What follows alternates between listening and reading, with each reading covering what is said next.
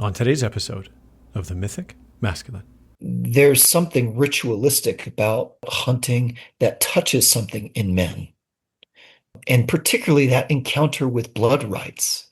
As male-bodied, we don't have like a biological blood rite that happens for us. When men go out and encounter hunting or harvesting a domestic animal, it touches a whole lot that brings them into contact with their own power, with their own decision making. I mean, each time I've harvested an animal has touched something so much deeper in me. This incredibly powerful place that's dramatic and unexpected.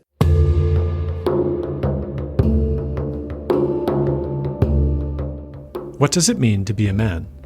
And what kind of masculinity is needed to meet these uncertain times? In an era defined by polarized conflict and existential threat, how can we draw upon the rich lineage of mythopoetics to navigate this terrain? I'm your host, Ian McKenzie, and together with an array of guests, we'll explore various pathways to realign masculinity with thriving life. Greetings, dear listener. My guest today is Darren Silver, a rite of passage guide, ceremonialist, and storyteller. With nearly 2 decades of experience, Darren has devoted his life to ritual, wilderness living skills, and guiding transformational experiences across the world.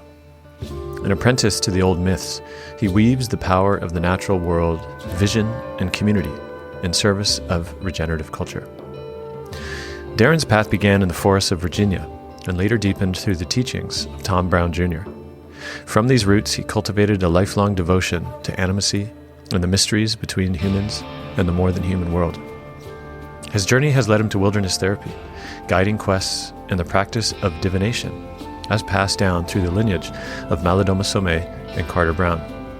In our conversation today, we explore the initiatory dimensions of blood rites and the sacred hunt, and how encounters with mortality awaken a man's power and responsibility. Darren shares stories of divination as a way of orienting one's soul, restoring ancestral connection, and realigning with the genius each of us carries. We look at the role of wilderness rites of passage in breaking the spell of modern isolation, how vision arises both as daily practice and as life-altering encounters, and why ritual remains essential for men seeking to live in right relation with themselves, their communities, and the living world. Together we ask, what do blood rites reveal about masculine initiation? How does divination open a dialogue with the unseen? And in an age of rupture, how might men return to the wild conversation that remakes us whole? Before we begin, you're invited to check out my website, The Mythic Masculine, to explore upcoming in-person and online offerings, as well as how to become a paid supporter on Substack. This podcast is a true labor of love, and I have never accepted advertising. Instead, I rely on listeners like you to fund the show. So if you found insight and solace from my conversations, please consider upgrading your membership. It really does keep me going. Visit themythicmasculine.com for details. And now, enjoy my conversation with Darren Silver.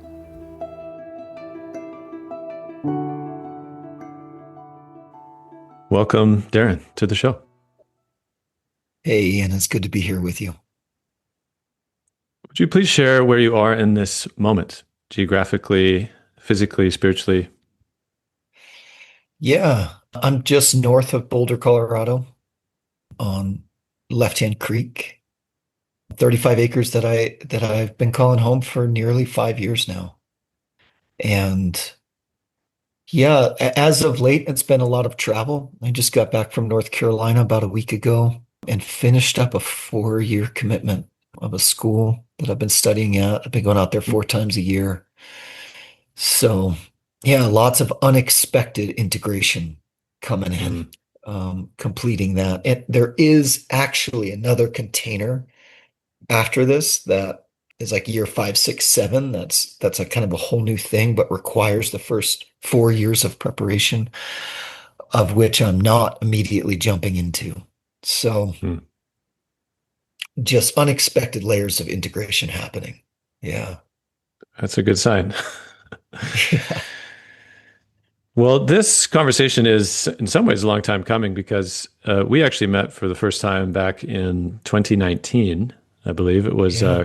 might have been Convergence 3, I think, of the Sacred Sons sort Okay. of gatherings of men. And for me at the time, again, I was invited to meet the founders then and sort of participate and share about what I saw there as I was already beginning my journey into men's work and Hmm. writing about it, exploring it. And for me, that represented, well, the first time I'd been in the San Diego area, which is where we gathered at this kind of desert retreat center, it seemed rugged and Hmm. beautiful. And it was something like, I think it was around 300 men at the time, which, I'd been to men's gatherings, but that was impressive, right? The Yeah. scale. And I'll give Sacred Sons that. I mean, they work with scale. And of course, they've continued to evolve and everything since then. But I remember we did first meet there. I Hmm. believe I actually sat in lodge with you. You were pouring the lodge at the time. Oh yeah.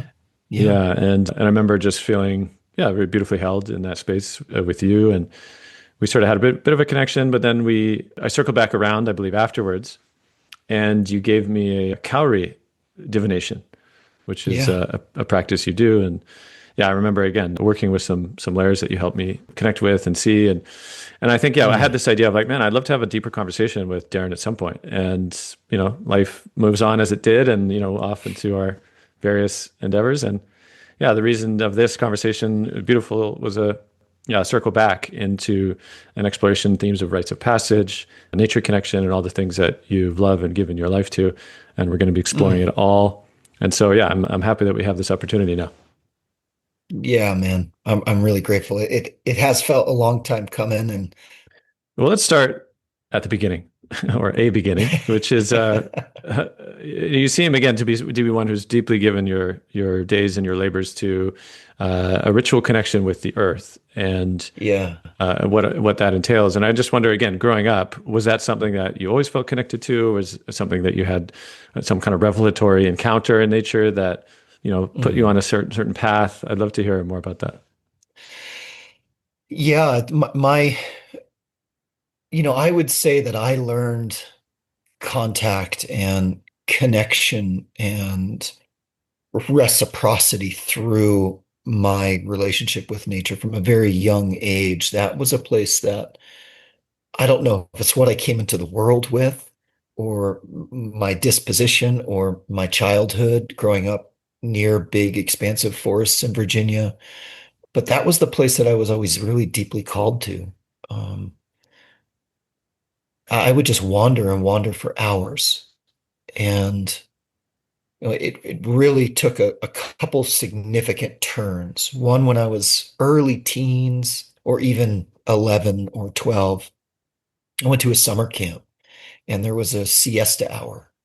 And a counselor that he wasn't even my counselor started showing me different skills, edible plants, fire by friction, a little bit of tracking. And at the end of that, he was like, I learned this from a man named Tom Brown, and Tom Brown Jr. And if you want to learn more, you can study with him or check out his books. And so I got his books quite young. And what I really needed was a community or a mentor or somebody to like help me into that world. And when I was 20, I first studied with Tom. And that was the other big, like, boom, big pivot and deep, deep meeting of my soul. Mm-hmm. Yeah, and been on that path since. It's 21 years ago was the first time I studied with him.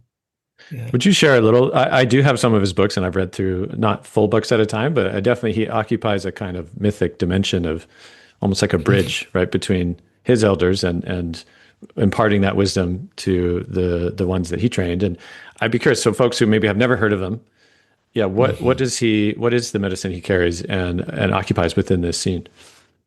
Yeah. So Tom, at a very young age, 7 or 8, he met an Apache elder named Stalking Wolf, and soon thereafter he began to call him grandfather. And Stalking Wolf began to teach Tom all these old ways of the shaman, of the scout, of the one that lived really, really closely to the earth. And when Tom was about 17 or 18, Stalking Wolf made his transition, went back to his people and made his transition into the other world. And probably a decade after that, Tom began teaching. And since has authored, I don't know, 20, 23 books. He passed coming on a year ago. He passed away. Tom did. And so there's like different branches of the school that he started called the Tracker School. And it's Mhm. like the physical skills of survival. There's the scout skills, there's the vision quest, there's healing, there's tracking and awareness. And all of them, like you'll get a bit of all of it no matter what course you take. But of course, some courses are really focused in certain areas. And I'd say that, in the 20 years that I was really going in and out of the tracker school, I kind of touched all areas at varying degrees of depth. Mhm. And then there's people that he taught. John Young is one of them that many people know about. And then there's others that are like real specific that hold down the tracking lineage or the healing or the vision quest. Mhm. Um, Tom, that first class is really a lot of physical skills. And then the last 2 days, he gets into the realm of vision and purpose. And it just totally slammed me as a 20-year-old kid. Like, what's my vision? What's the deeper calling in life? And he did a sweat lodge. He's the first person I did a sweat lodge with. Mhm. And I just remember being so deeply impacted, like, wow, I have got to find out what my vision is. I've got to find a community that I experienced at Tracker School that have this love and passion for wild places and the wildness in us. And within a few years, I had found that community. Mhm. Um, yeah. And And was so, this yeah, people that again were connected to the school, or outside of that, you found them through different ways? mostly not directly connected to the school, but certainly aware of Tom Brown. Mhm. Yeah. Yeah. And so this question of like relationship to land and like these, I don't know if you call it hard skills or sometimes they're called primitive skills, right? Which can Hmm. kind of like misconstrue them as somehow, I don't know, less complex or something, but as opposed to like Right. powerfully relational. And I think it comes down to, I think, a sense of animacy, right? Like deep animacy Mm. with place. And I have this question, and I'm curious for you to, through your experiences, maybe what you first encountered there, of the difference between, I don't know, kind of having like a desire or like fondness for place and land and nature, Hmm. like what you I think spoke to, of maybe people like to walk in the forest, right, or just enjoy the energy of a place. But then there's something Hmm. else that is about actually cultivating a relationship, Hmm. right? A true Hmm. relationship rather than having sort of nature as a backdrop, right? Versus nature as a living thing. And so I'm curious for you to speak on how that began to develop for you. It sounds like through the learning of these skills and through the modeling that, for example, Tom Brown Jr. seemed to offer. Yeah, it's really well spoken. Ian, like a lot of people, granted, there's often a deep sense of peace and reset and nourishment people get from whether it's a short walk by a creek or in a park. I mean, I think everybody knows that place in them. And there can often be like an overlay of our idealization onto nature. And it becomes kind of a one-way experience as opposed to a real dialogue that goes back and forth. Robert Bly said this once. I don't know where I caught it, like on a old tape somebody gave me or YouTube, um, in his gravelly, blunt voice of like, "Ah, there's parts of nature that'll just eat your ass alive. It's not all pretty out there." Sound Yeah. sound like Robert. Um, and there's that element that when we go to making a fire by friction or make a shelter and are cold all night and it's relentless because we didn't make the shelter properly or didn't put enough debris in there, or the encounter with the self that can happen in trying to make a friction fire. And that's that kind of dialogue. And there's so many ways to do it. It can be a spiritual wander, or it can be through the doorway of the physical skills. And Tom really emphasized that the skills are functional art that mirror us and are kind of a physical manifestation of prayer.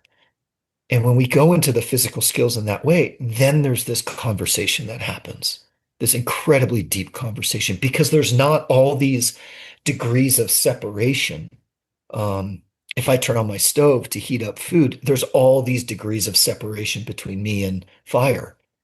When I make it with my own hands, all of a sudden there's direct communication. And I think that begins to decolonize our own minds when we begin to have that conversation that goes both ways between us and the places that we live. And it Mm. becomes infinitely, it touches an infinite curiosity in us. When we open up a few, like just enough doorways to have some traction and learning, it's like infinite curiosity. And even a 10 by 10 patch of grass. Yeah. Mm. Beautiful. Mhm. I feel your passion around this. And I'm curious as well. So you spoke also that you were granted both, it feels like these pathways into relationship, and then Mm, also this question of vision. And I'm curious, how how did he first speak of vision that so got you as a 20-year-old? Like, is vision something that again just kind of comes to you from some divine inspiration, or is it something that lives within you, but also in relation to, the axis mundi, or the spirit of the world itself? I know that Bill Plotkin can talks a bit about that, right? This mythopoetic sense. So mhm, I'm curious for you, mhm. yeah, what was it that struck you then about how he spoke about vision and how to court it? Sure. Yeah. Man, these are really great questions, Ian. They're in the tracker philosophy, it's like the worlds go both ways, meaning, yes, vision, there is, let's just say, like a realm of vision that is outside of us, but it's also mirrored inside of us, the actual inverse of it. And so in that philosophy, the core of us is really vision. Vision is central to that, let's just say, ethos or mythos, but it also manifests in realms outside of us as well. He asked a few questions were the biggest pieces. And basically, he was like, oh gosh, there was probably three I can remember. If you had 24 hours left to live, would you be doing what you're doing right now? Hmm. And if you can say yes, you're living your vision. Another one was, if you know what you want, why wait? And then there was like questions inside of bigger teachings that he was giving that really were on this place of awareness. Mhm. Like, can you walk through the forest and touch a track and feel the animal still moving? For me, I was like, oh my God, like that is so cool. Or he said one other thing, like, if there was 10 people lined up and you were blindfolded, could you touch the nose of each person and know who each person was? And that just like catapulted me into this realm of like, oh my God, there's so much to learn. But can my Mhm. awareness be that attuned? And I want to speak about vision just a little bit more. Like, I've put a lot of people out on modern day Vision Quest or Wilderness Rites of Passage. And it's not all the time, but it's frequent enough to be memorable that people be like, I don't have a vision.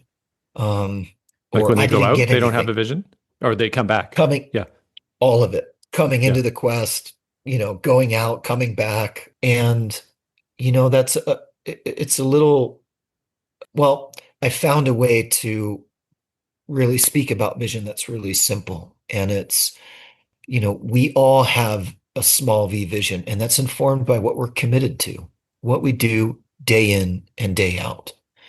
Um, whether it's having a sit spot by a creek or underneath the big tree, or whether it's a commitment to going to the bar, like there's not judgment overly. It's like what you're committed to is your vision, and it can also be unpacked by where do you make your decisions from inside yourself. all of that began to like carve out the architecture of our vision. Mm, But then there's like those big V visions that come to us that come from they seemingly outside of us. And my sense and my experience is like that's like two, three times in a life. mm, Those big ones come. And they come in the form of a question. They come in the form of a riddle. They come in the form of like one of my elders says like, we're too smart for our own good, so we often have to be tricked into the big things. mm, And so they come in a form of a riddle or a question. And I think it's our response to that becomes that grander vision that is way beyond the seams and edges of our own thought of our capacity. Yeah. mm. Would you speak to the first encounter you had like this? And was it on a quest through Tom Brown School, or when did you begin to approach that? As a 20-year-old, you're like mind's being blown, and then following the path. And yeah, I'd be curious to hear about maybe your first encounter that seemed to direct your life in a certain way. Yeah. Well, it was certainly that first sweat lodge had such a big impact on me. I was like, I have got to find this. And things were happening for me in there that I had no um, register in my psyche of what was happening. I was like, stuff is moving inside of me and tears and memories. It's just like, where is this coming from? Hmm. Um, and that sent me, along with those questions. That was a really big moment. That really carried me for like, I don't know if I track back 12, 13, 14 years and all kinds of endeavors from a master's degree to working in wilderness therapy to guiding quests and teaching wilderness skills. But I would say 5 or 6 years ago, it happened in a very mundane moment, Hmm. a very, very mundane moment, walking down the sidewalk and it like, how could I describe this? An overwhelming feeling of being held by something greater than me that was really timeless. And with that came a question. And the question was something like, are you really going to commit to this path of being a guide, of being a teacher? Like I've been doing it. Um, but it was asked in a way that touched kind of all of me. And I could feel the gravity of my response. Either way, it was like, whoa, there is major consequence to how I respond to this. And I sat with it for weeks, maybe even into months. And and I said yes, ultimately. And I kid you not, like everything changed. I mean, literally within 2 weeks of that, 7 people had called me and said, I need to do a quest. Do you have one you can do in the next, I don't know, 2 months? Hmm. Hmm. And it was like, boom. And then it just completely took off. Yeah. Hmm. That was one of the major significant moments. Yeah. Hmm. You remind me of something that one of my main teachers, Stephen Jenkinson, has said, which is Mhm. something like how do you bless someone? Maybe more like a mentor or elder to a younger. How do you bless them? You ask more of them, something like that. And it feels a bit like that's a blessing from the divine to be like, you want more? Because I got more for you. Yeah. And you're like, okay, and then it's here you go. Exactly. Um, Beautiful. And I'm curious too, somewhere along the way, I understand, earlier than 5 years ago, you came upon either you met Malidoma Somé or there's some path that led you to the divination path and all of that. I'd love to hear about that. Malidoma, of course, has been a large figure within the mythopoetic men scene as well. Bumped and shoulders with Bly and Martin Prechtel and everything. Of course, he also passed a number, maybe about 3 or 4 years ago, perhaps by About now. 3 or 4 years ago. Yeah. Yeah, but I'd love to hear. I never got to sit with him. I've certainly heard his recordings and read his book of Watered Spirit. And yeah, I'd be curious to know Mhm. how that path came to you, encountering him and his teachings. Yeah. So when I was in my master's program, I read of Water and the Spirit. And that book had a huge influence on me. I mean, he basically describes the dagger of people, a culture that's entirely oriented around what he calls genius or gift, which is synonymous with vision. Like the whole culture is oriented around cultivating people's visions, their purpose in life, what they came here to fulfill. And so I read this in the book. I was like, oh my God. I mean, I was just like completely, there's a whole culture devoted to this. And so that was one piece. And then I was leaving. I lived on the western slope in Colorado. And so I'm half Iranian. My mom's from Iran, and I've always wanted to go there. And the callings became so it was like demanding me to go. And growing up, my mom was always like, "It's not a good time to go. It's not a good time to go." And I was like, I have to go now." And I still have relatives over there. And and so I was like, "Okay, I'm going to move from Colorado, and I think I'm going to move to North Carolina, have some good friends there, and I'm going to start to look for some work in the Asheville area." And I found Cater Brown, the Rites of Passage Council, and I set up a meeting with him before I went to Iran to see if I could like work for him. And and that meeting, like did not carry any familiarity of like a job interview. We essentially dropped right into divination and he gave me a divination, particularly in preparation for my trip to Iran. And he started to teach me then about divination without telling me. And after a couple years, once or twice a year, I would do divination. I started to ask him to teach, and he said no, and he kept saying no, he kept saying no. I'd received divinations from Malidoma. I had met him a couple times, and I wanted to study with him, but the door was just I was just really compelled to study with Cater. And out of the blue, Cater calls me one day and says, "I'll teach you." And Hmm. that was probably 6 years ago, 7 years ago, somewhere in that range. So Hmm. I learned from Cater Brown, who studied with Malidoma very, very early on. Um, yeah, and Well, it still is a very big part of my path. Yeah. and I'd love to spend a bit of moment unpacking what is divination, because I have some sense of generally the person who hears this, right? They might say, "What is this, like fortune telling or telling the future?" Right? Like, which is understandable, right? Because usually, Sure. that's kind of how it's depicted. If it's somehow tapping into maybe a sense of certainty, this will be what happens to you, or whatever, right? So, Mhm. and I'm curious. I think there's a nuance there, and I'd love for you to unpack a bit of what you understand divination to be, and what is the function of a medium, and why the cowrie shells as a medium. Maybe you could speak to that. Like, what is the function of mediums in general, or like tools with Mhm. divination, and then what is the Mhm. significance of the cowrie shells? Could be interesting to hear about. Mhm. Yeah, great. Yeah.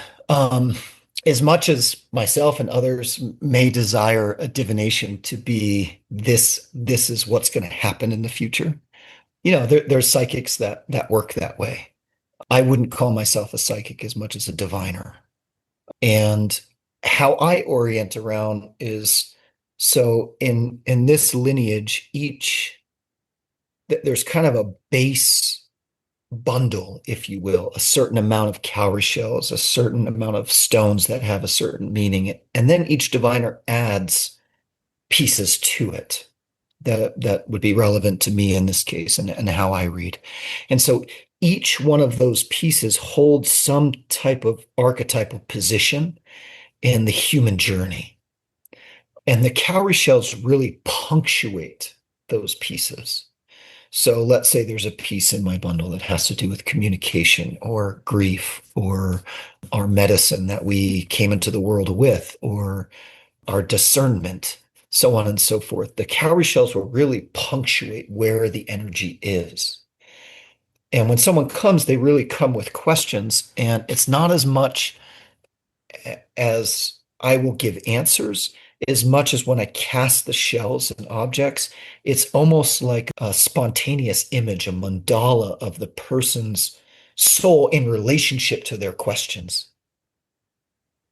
And it denotes where the energy is or what to really pay attention to.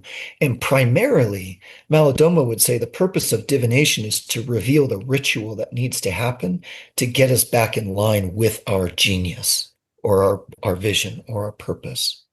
So there is an element to it that is um, oriented towards us doing the work that needs to happen. It's not like, oh, I got the information, I can go about my business. It's like, no, you have to do the ritual.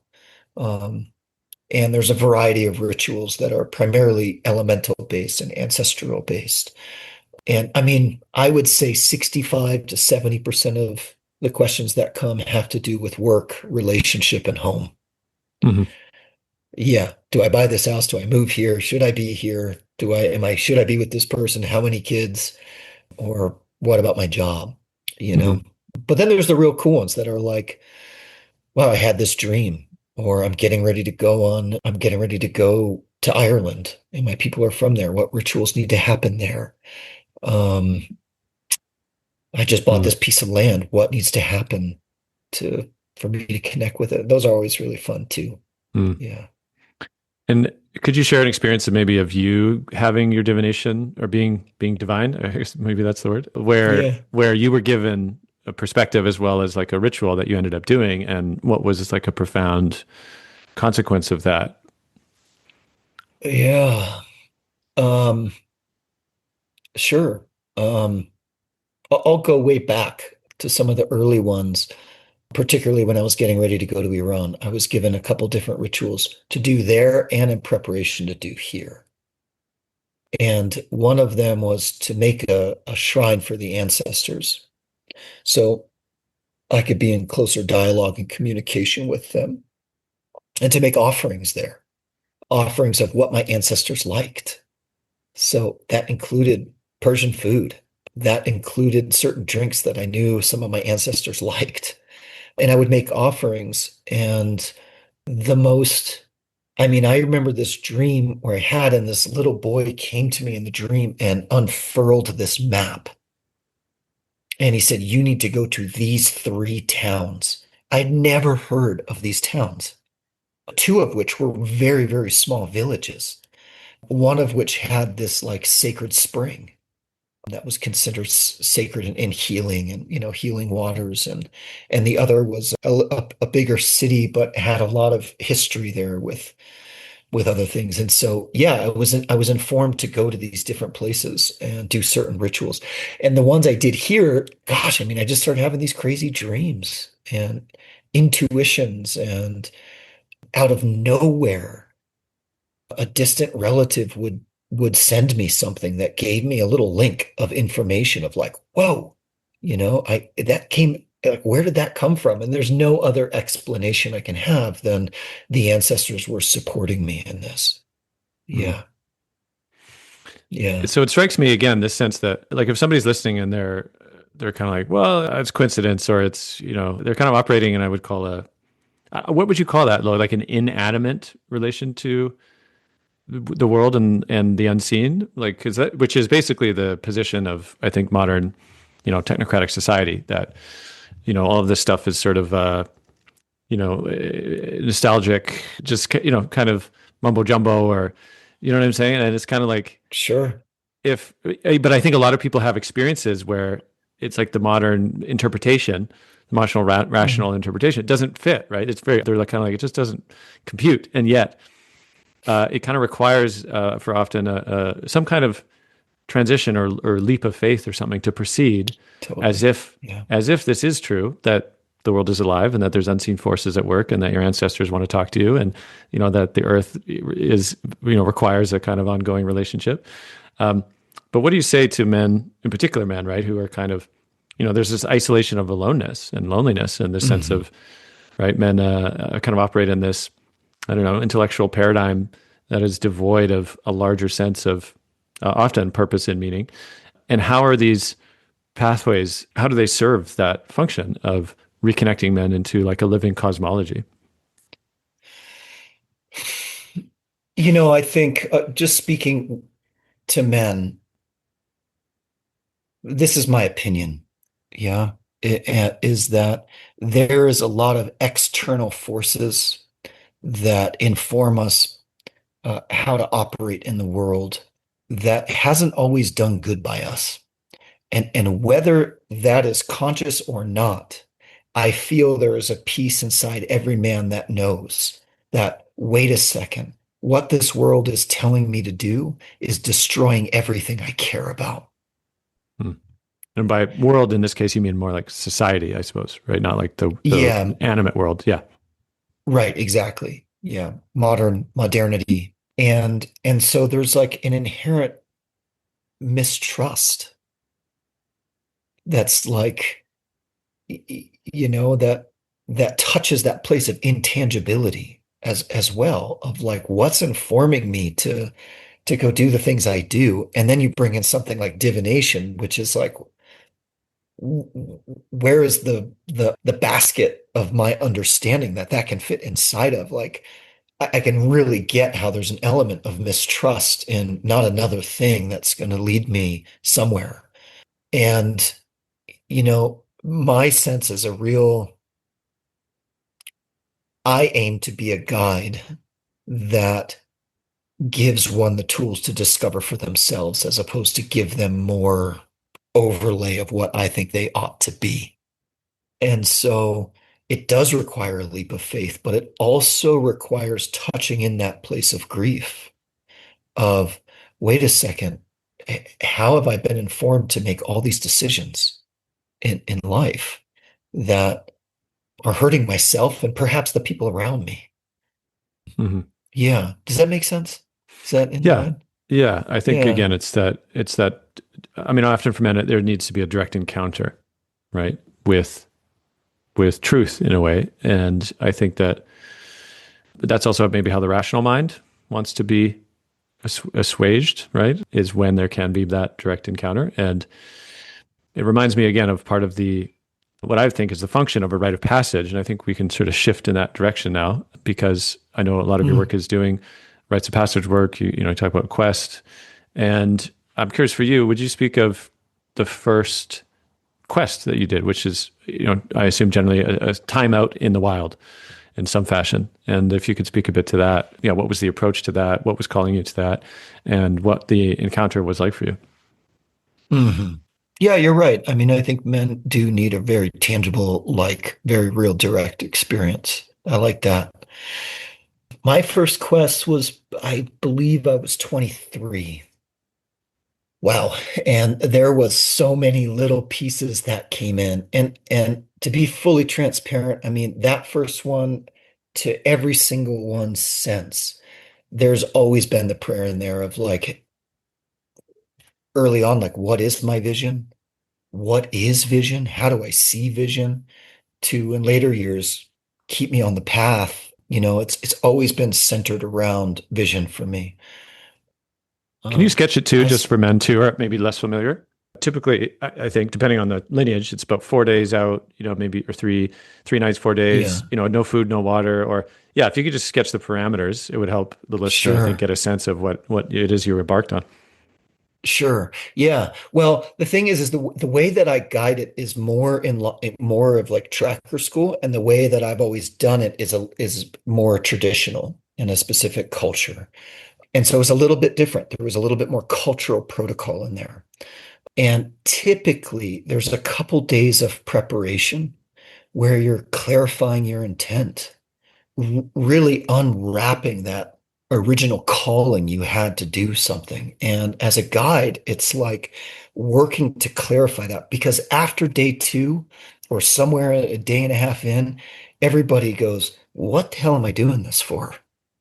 And we have to go back to like, oh yeah, that I anchored in, I staked down myself to this really strong intent that really mattered to me then, before hunger set in or fear set in or loneliness set in.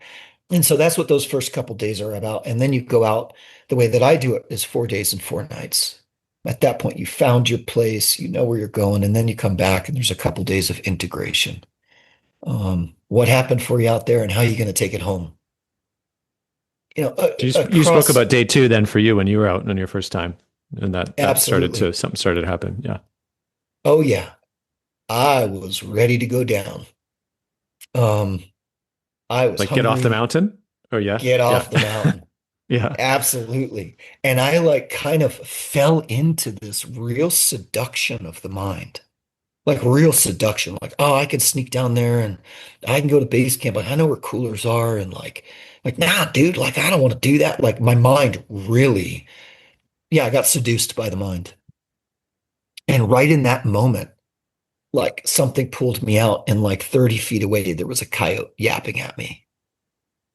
It was in the middle of the night. You know, they can, I can't imitate them well, but they kind of, they can like, they feel like they're telling a joke when they're yapping Mm. away.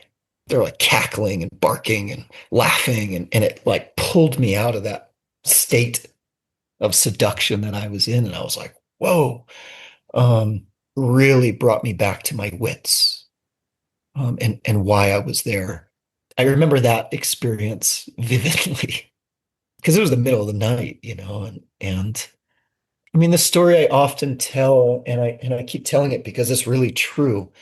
You know, I was 23. I wanted like I wanted the clouds to part and some spirit to come down and say, "Hey, young kid, this is your vision. Go do X, Y, and Z." And I mean, I'm pretty certain if I was told what to do, I'd certainly fuck it up. You know, it's just like it's not the way it works. It's a courtship. And what happened to me was a bluebird every day visited me. And most of the visions that came to me came through that bluebird. It was so simple and yet like, you know, unlocked all these places inside of my whole being every day. It was like more of me just came online by these little messages that are to this day hard to live. Like Mm. they're so simple that it's like it can be elusive in its simplicity. And it's just like, you know, like very simple teachings. Apply this. So that was that first one. And as the years have gone on, it's gotten more subtle, desiring to build off previous wisdom that has come. Hmm. How do I deepen into this teaching or, you know, a variety of things? Hmm. Yeah. Well, speak, Um, just name a little too. I've done a round of 4 sits, which mhm. completed about 3 years ago, and followed a similar architecture. There was not much prep before and after in this particular lineage, but it was 4 days Yeah. out and 3 nights and no food, no water. And I'll just say that the thing that happened again and again for me, and again, same for a lot of the sitters, was just this kind of like withering encounter with a force much vaster than than me. Right. It reminds you. There's a Rilke quote or something Yeah. around, to be defeated by ever greater foes or something. Right. Like that. Exactly. Yeah. That there's. Yeah. I'll just speak for men. There's something actually I think in men that longs for that actually. Right. That longs to be defeated by something greater and not defeated as a kind of humiliation. Right. But just to bow in humility to a force Mhm. greater that actually kind of orients the ego for men in like right relationship, right? Mhm. And for me, it kind of landed as this recognition of that I'm not the center of the story, right? The grand story that the ego is so seductively convinced of itself, and a lot of youth, right, particularly adolescents, are bound by, right, this kind Mhm. of it feels desirable on the surface, but it's also a kind of hell to be the center of the story, the center of your own story, right? And oftentimes the profound, simple, but deeply confronting encounter with the wild, if we call it that, right, is the thing that actually unlocks the possibility, right, of recognizing that, well, I may not be the center of the story, I'm part of the story, Mhm.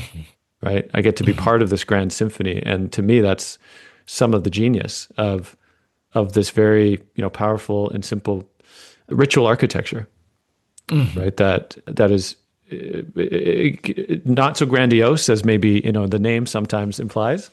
And I'm sure some people get clouds parting and visited by various deities and things. It's happened. I've heard some stories of that. Sure. But oftentimes, yeah, Yeah. this the subtlety, like you talk about, the nuance and everything is so much a part of it as well. And it was for me. So I wonder if you might speak to a bit to that of what you understand. Like, yeah, why was this so necessary in the making of human beings? Because it seems like Yeah. this kind of practice, right, is pretty common in a lot of cultures. Some version of this kind of thing seems to be deeply important and part of an intact culture. And why is that Mhm. the case? Yeah.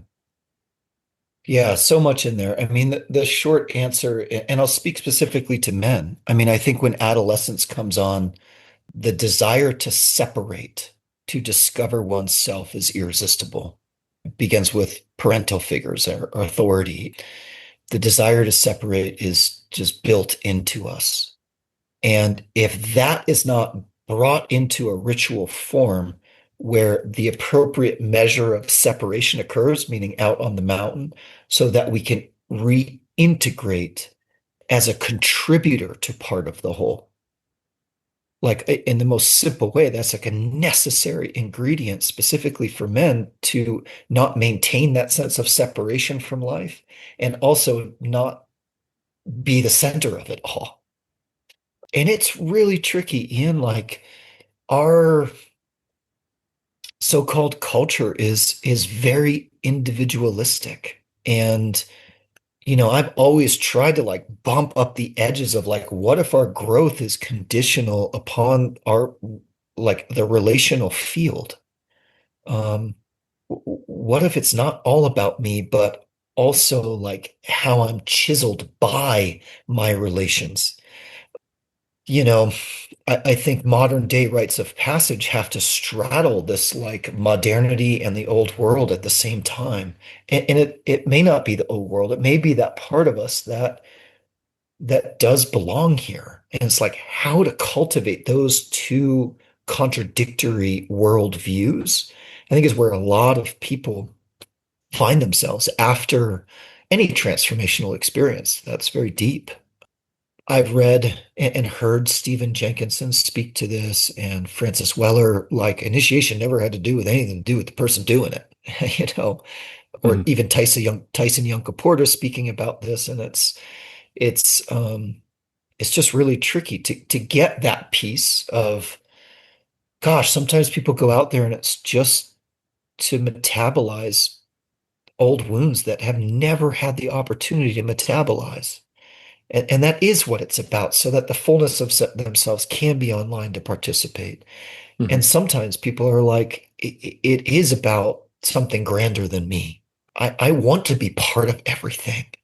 So for not really having a cultural, a common cultural ethos and mythos, it's really challenging to do effectively a modern day rites of passage. Hmm. Feels very much that we are in a time of transition, of planting seeds, of becoming seeds that will grow something we don't quite know yet. Hmm. Yeah. Yeah. It strikes me too that the generally within a cultural context that to pull off a rite of passage, and this is something Martine Prachtel speaks of, and there's a particular book you might have read, Long Life, Honey in the Heart, Oh, yeah. right?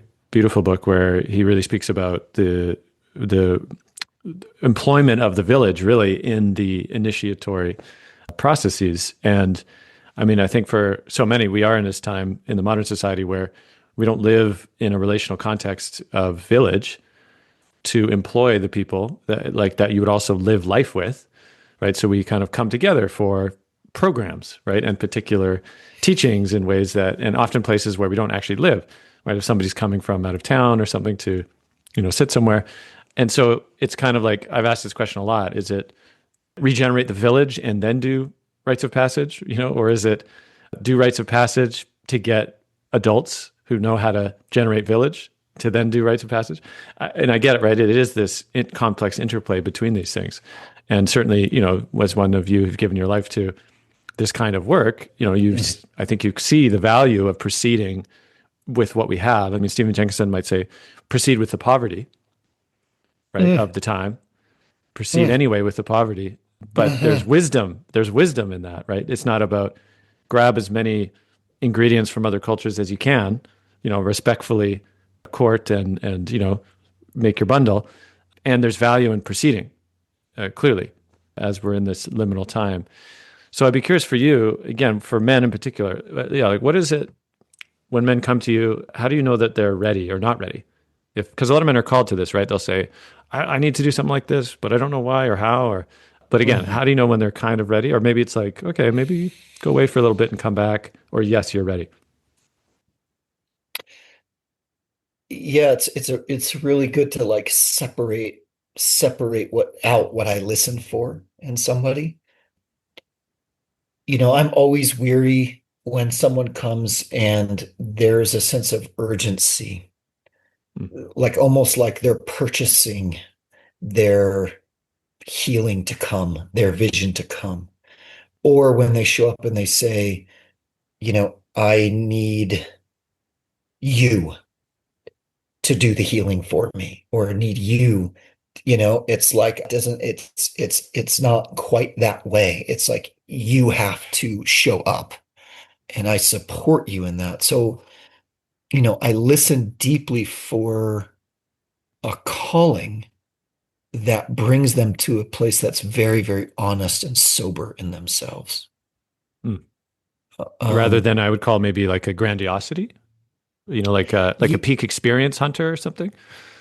a peak experience hunter, a sense of urgency, a sense of somebody like checking off doing all the things to be the Yeah. thing that they think that they are. It That sounds stuff I almost like a usually consumerist mindset, right? Which is like, exactly, I got my Vision Quest package or something. Now you got to deliver it to me, that kind of thing.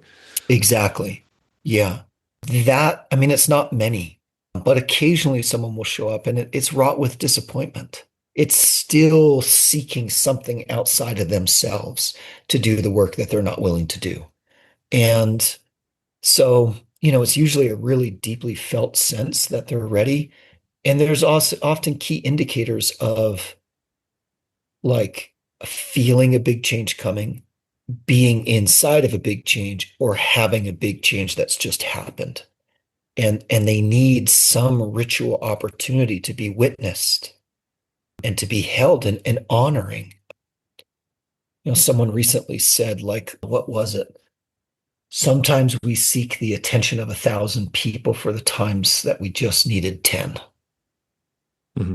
And 10 people to really witness us and what we're going through. And so I listen for those pieces of like, where are they on this initiatory arc of change and change? Yeah, I'm really listening for that. Yeah. Hmm. And something we haven't touched on yet, actually, but is the role of myth, right? And there's like specific myths, right, in terms of mythology and fairy tales and things, which often accompanies the ability to encounter the animate world and the other world, and then also to interpret, right, the experiences that we have out there. And I'm curious for you, yeah, how have you harnessed or employed the spirit and the function of myth in these containers that you offer? Yeah. I'll often work with a story or two on the front end um, to, myth can touch and provide doorways into people's psyche and soul that didn't know yet existed. Myth is magnificent that way that you and I could hear a story and it can touch completely different places inside of us, both equally as relevant and powerful.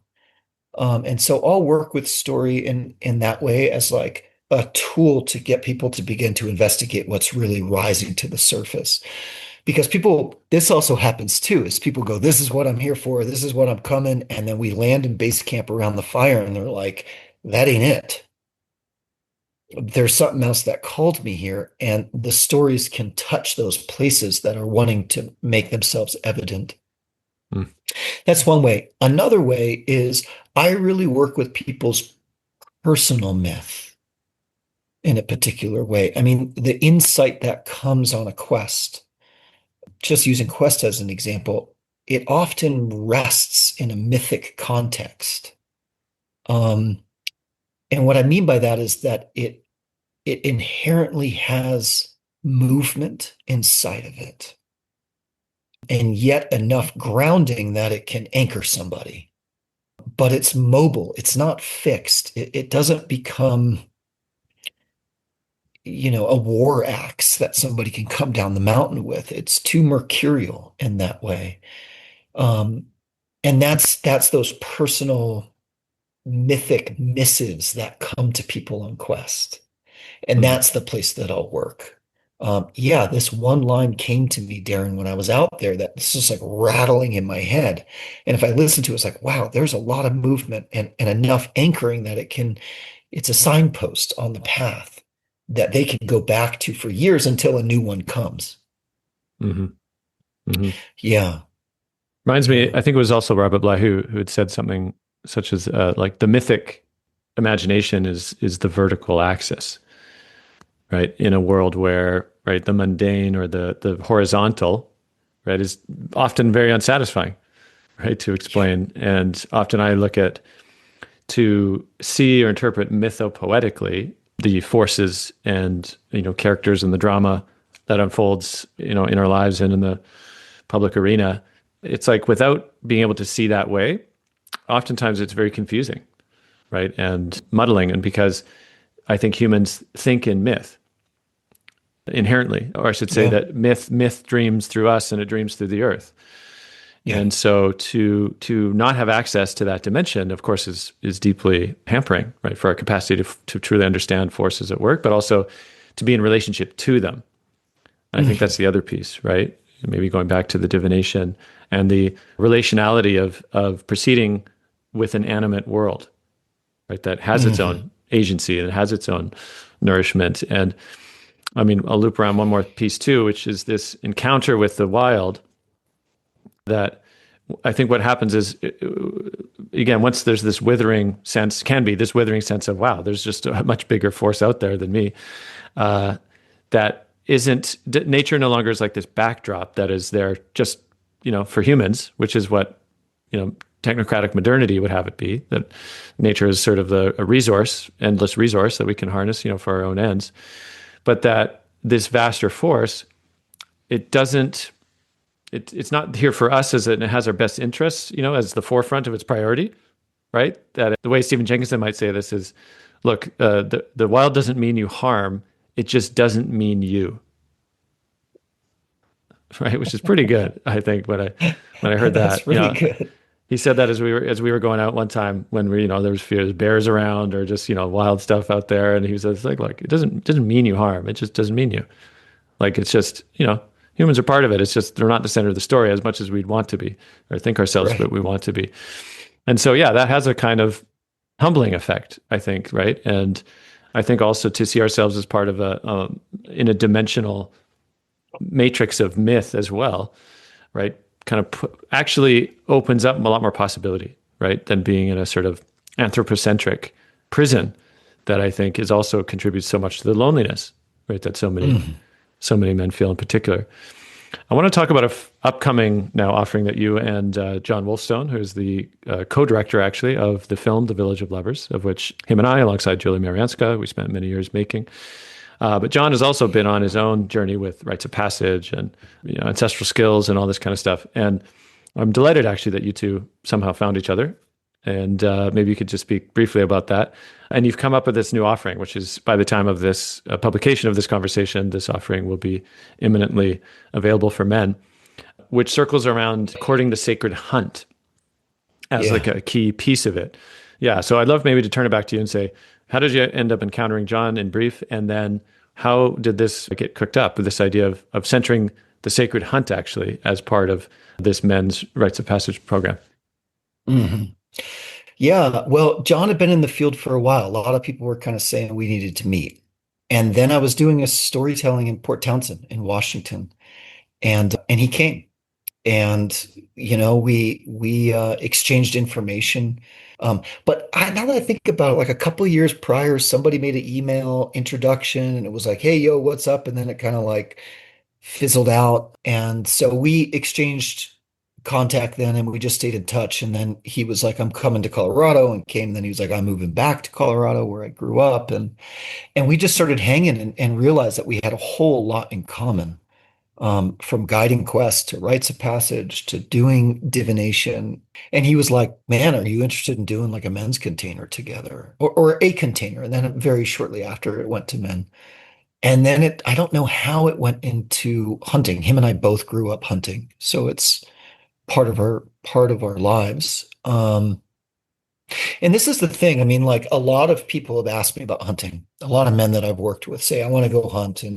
And some friends of mine have hunting schools that are beautiful and awesome. And also the way that, for me, primarily informed from tracker school, the way that I've approached it is really different.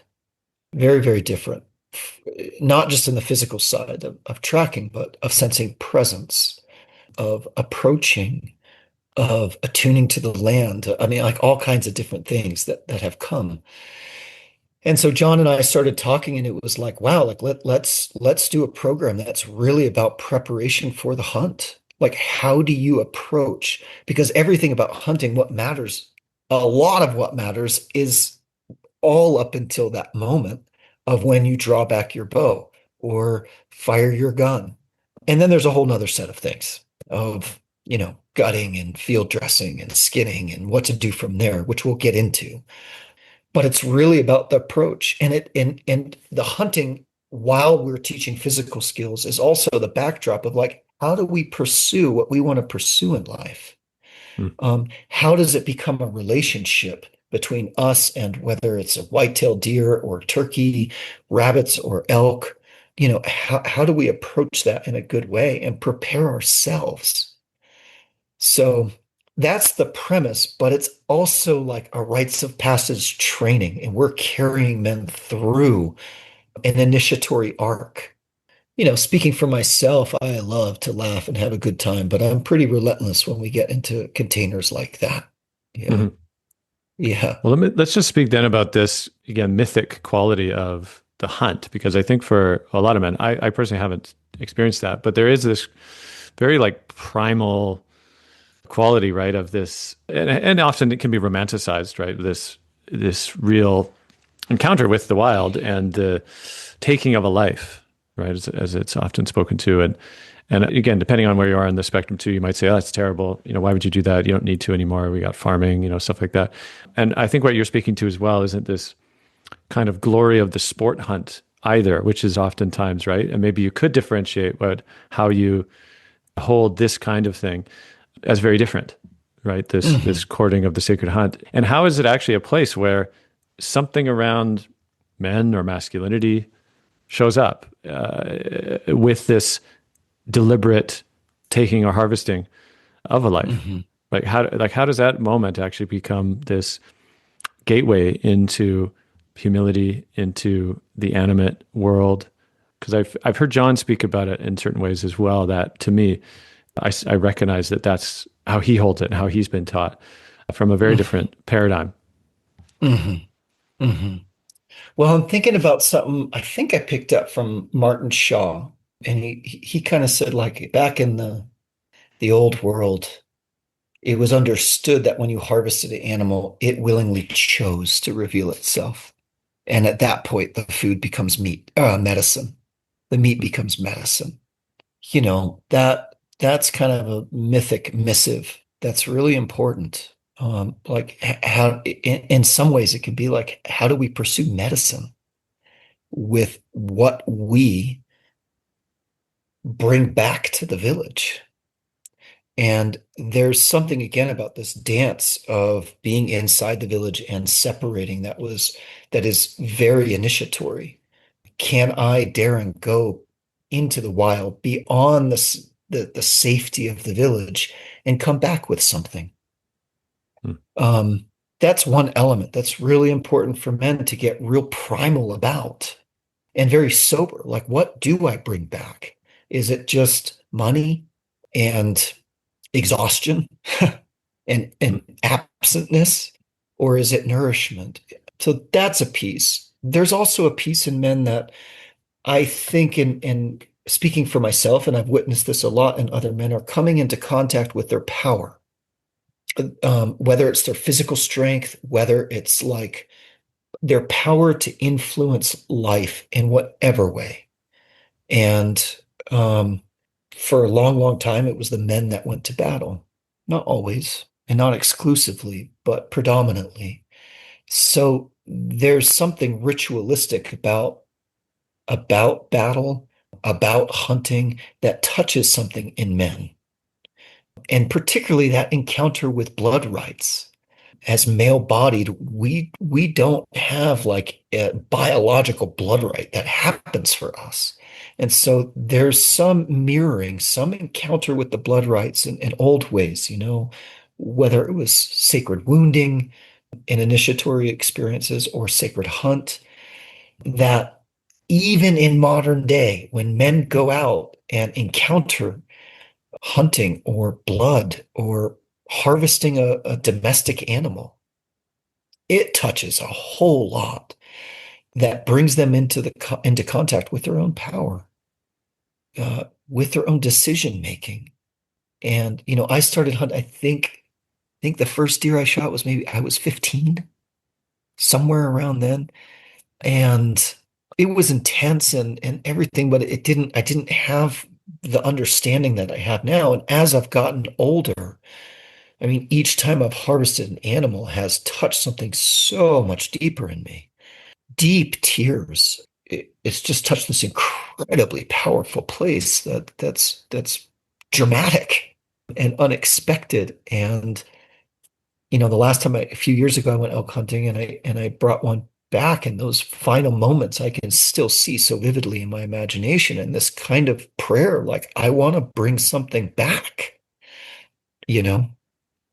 It Yeah, strikes me as this image comes of being like somehow close to this portal of life and death, right? Like yeah, there's something, it's almost like it's like an event horizon of, yeah, I would call it kairos, right? This sure. relationship, right, between chronos, the time of sort of clock time, and kairos, the place of just infinite, the infinite. And as you spoke about blood rights as well, and I mean, invoking, I think, the menstruation of women, and of course, the ability to carry life. Being present for my son's birth was absolutely this like portal to Kairos, which was kind of Mm, undoing for a time. And I also see this around death, not hunting in the sense, but even folks that are present to the dying of others, right, or a loved one or yeah. something. It opens these portals, right? There's gateways to Kairos, and so I think with hunting, it sounds like the same, like this close to the bone of life itself. Mm, And I heard you speak about power, in particular, men coming into right relationship with power, which yeah, I think is of deep urgency today, yeah. certainly, right? Because men abusing their power is, I mean, it's the rife, it's the norm in so Right. many spheres. And I was Yeah. having a conversation with a friend recently, another man, around sort of what differentiates like an adolescent understanding, I would almost say an uninitiated relationship to power versus Mhm. a man who is initiated into power. And for me, at least, try this on is awareness of consequence beyond that which they intended. I like it. Right. Yeah. To, Yeah. to take accountability for consequence, whether or not they intended it. Right. And so I say that meaning like, a lot of men will kind of deke or, swivel around accountability, right? Well, I didn't intend that, or that wasn't, I didn't mean to do that, or just operate unawares. I had another friend years ago. He said something that always spooked me. He said, a man can eat the safety of a room, Oof. right? He just kind of Oof. offhandedly, I was like, man, that's good.